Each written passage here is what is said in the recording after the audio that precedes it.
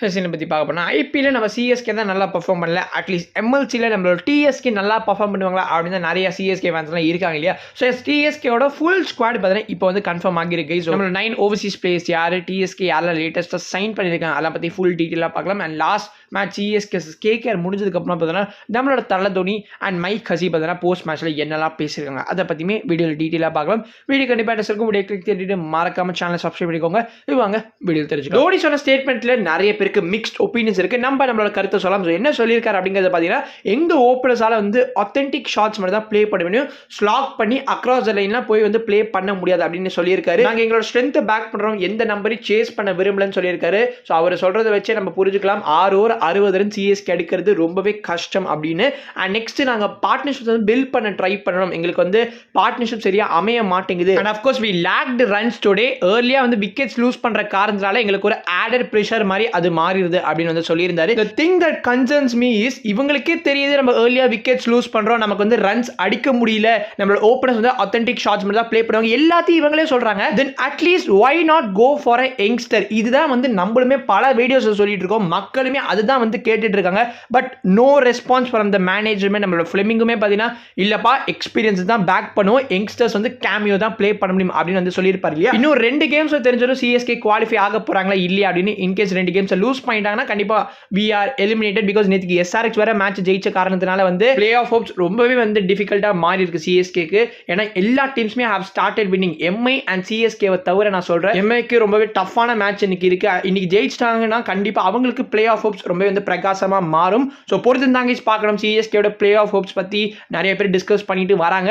கண்டிப்பா இன்னும் 2 games decide ஆகிற நம்ம பிளே ஆஃப் போக போறோமா இல்லையா அப்படின்னு. மைக் ஹசி சொன்ன ஸ்டேட்மெண்ட் பார்த்து நிறைய பேருக்கு கான்ஃபிடன்ஸ் கண்டிப்பா வந்திருக்கும். பிகாஸ் நாங்க இன்னுமே வந்து கிவ் அப் பண்ணல, எங்களால் இன்னுமே வந்து ஃபைட் பண்ண முடியுன்ற மாதிரி பேசியிருக்காரு. ஸோ என்ன சொல்லியிருக்காருன்னா எங்க பிளேயர்ஸ் ஸ்டாஃப் ஃபேன்ஸ் எல்லாருக்குமே வந்து கண்டிப்பாக ரொம்ப ரொம்ப கஷ்டமாக இருக்கும் இந்த மாதிரி சமயத்தில்.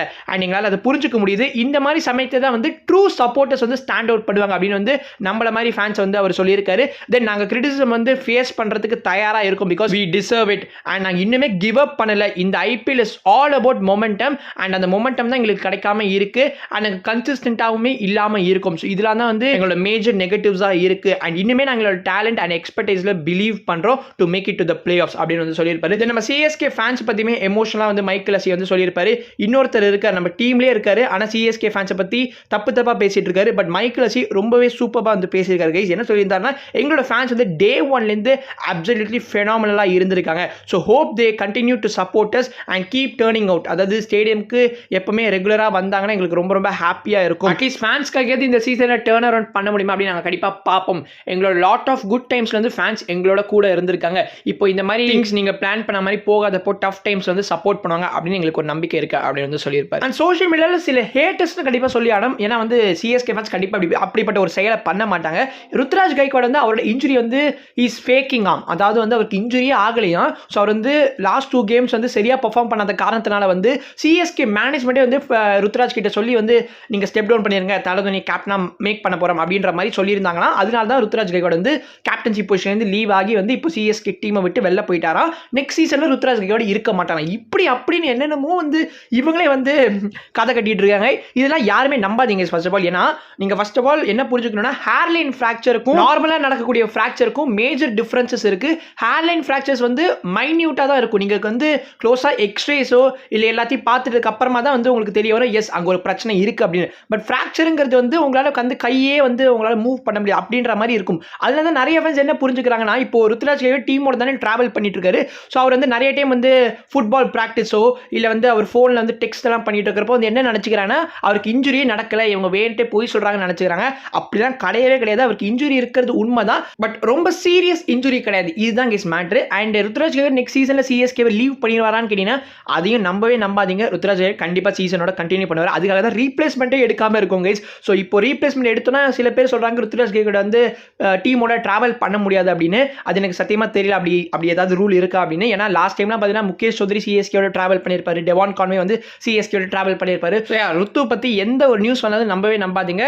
ஜஸ்ட் இக்னோர் தட் அப்படின்னு தான் சொல்லுவேன். அந்த மனுஷன் லாஸ்ட் 2 கேம்ஸ்ல இன்ஜுரியில் இருந்துமே வந்து ஸ்டெராய்ட் யூஸ் பண்ணி வந்து லாஸ்ட் 2 கேம்ஸ் எப்பயாவது ப்ளே பண்ணுவோம் அப்படின்னு ப்ளே பண்ணியிருக்காரு. அவர் டிசிக்கு எதிராக அந்த ப்ளே பண்ண போகிற கேமுக்கு முன்னாடி நாள்லேயே வந்து ஆல்மோஸ்ட் நிறைய ரிப்போர்ட்ஸ் வந்திருக்கும் ருத்ராஜ் கைக்வாட் வந்து இந்த மேட்ச்ல இருக்க மாட்டார், நம்ம தலதோனி தான் வந்து கேப்டனாக இருக்க போறாரு அப்படின்னு. பட் லாஸ்ட் மினிட்ல தான் பார்த்தீங்கன்னா டிசைட் பண்ணியிருக்காங்க. ஓகே, ருத்து தான் வந்து மேட்ச் வந்து கண்டினியூ பண்ண போறாரு, அவர் தான் வந்து ப்ளே பண்ண போறாரு அப்படின்னு. சிஎஸ்கே அண்ட் தல தோனிக்காக என்னோட உயிரே கொடுப்பேன் அப்படின்னு சொல்லி ஹார்ட் கோர் சிஎஸ்கே ஃபேன்ஸா சொல்லி கேள்விப்பட்டிருப்பீங்க. பட் லிட்டரலி நம்மளோட ருத்ராஜ் கேக்வாட் அதை செஞ்சே காமிச்சிருக்காரு. இப்போ நம்ம டிஎஸ்கே இந்த 9 ஓவர்சீஸ் பிளேயர்ஸ் யாரெல்லாம் அப்படிங்கறத பார்க்கலாம். ஆல்ரெடி நம்ம சொல்லியிருப்போம் டிஎஸ்கே வந்து 4 ஓவர்சீஸ் பிளேயர்ஸ் ரீடைன் பண்ணியிருந்தாங்க அப்படின்னு. ஸோ ஃபேஃப் டு பிளேசஸ் நம்மளோட captain Devon Conway, Noor Ahmad and Marcus Stoinis, இவங்க 4 பேரும் டிஎஸ்கே வந்து ரீடைன் பண்ணியிருந்தாங்க. ரீசெண்டா மிச்சல் மார்ஷ் டிஎஸ்கே வந்து சைன் பண்ணியிருப்பாங்க. நம்மளுமே வந்து ஒரு வீடியோல வந்து அதை பத்தி கன்ஃபார்ம் பண்ணியிருப்போம். அண்ட் ஆஃப்கோர்ஸ் அதே வீடியோவில் சொல்லியிருந்தோம் டானவன் ஃபெரேரா ஆல்சோ வந்து டிஎஸ்கே சைன் பண்ணியிருந்தாங்க அப்படின்னு. ஸோ அவர் வந்து ஜேஎஸ்கேக்காக வந்து முந்தைய சீசன் 3 சீசன்ஸ் பார்த்தீங்கன்னா ப்ளே பண்ணியிருக்காரு.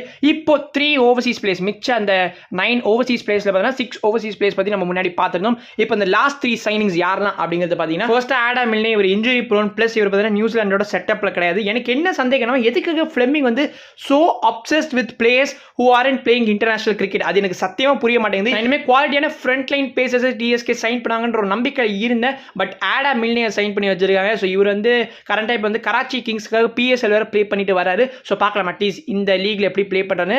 ஆனால் இவருக்கு நிறைய எக்ஸ்பீரியன்ஸ் இருக்கு, அதில் எந்த ஒரு சந்தேகமே கிடையாது.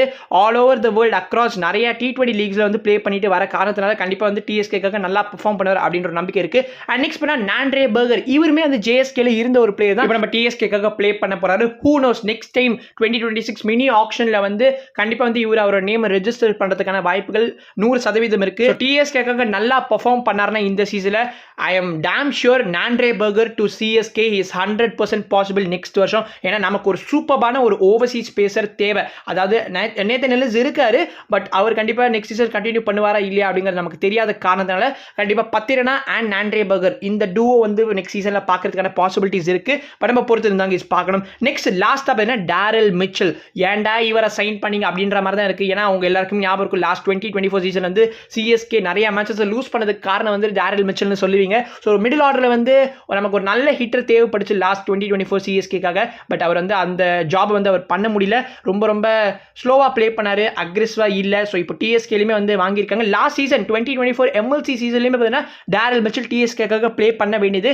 பட் அவர் இன்ஜுரி காரணமாக வந்து ஹி வாஸ் ரூல்ட் அவுட். திரும்ப இப்போ டிஎஸ்கே வந்து டேரல் மிச்சல் மேல் நம்பிக்கையை வச்சு பிக் பண்ணியிருக்காங்க. பார்க்கலாம் எப்படி வந்து ப்ளே பண்ண போறாரு அப்படின்னு. ஸோ ஃபைனலாக வந்து அந்த 9 ஓவர்சீஸ் பிளேயர்ஸ் யார் அப்படிங்கிறத டக்குன்னு சொல்லிடுறேன். Faf du Plessis Devon Conway, Noor Ahmad, Marcus Stoinis, Mitchell Marsh, Donovan Ferreira, Nandre Burger, Adam Milne and last பார்த்தீங்கன்னா டேரல் மிச்சல். ஸோ பொறுத்து வந்து பார்க்கலாம் JSK and CSK 2 Super Kings franchise வர இந்த வருஷம் சரியா பெர்ஃபார்ம் பண்ணல. அட்லீஸ்ட் சிஎஸ்கே வந்து கப் வின் பண்ணாங்கன்னா நம்ம ஃபிளமிங்க்கு வந்து ஐபிஎல் தவிர இன்னொரு லீக்லயும் நான் வந்து கப் வச்சிருக்கேன்டா அப்படின்னு அவருக்கு வந்து தைரியமா சொல்ல முடியும் அவரால். ஓகே கைஸ், நெக்ஸ்ட் வீடியோ பீஷியஸ் பை.